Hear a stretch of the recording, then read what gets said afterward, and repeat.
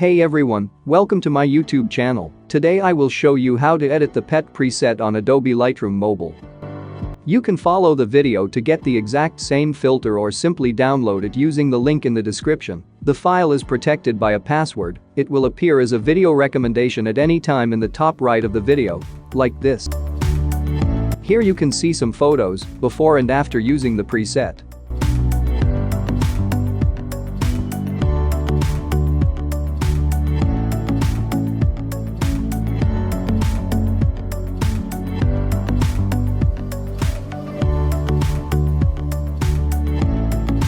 Let's start the editing.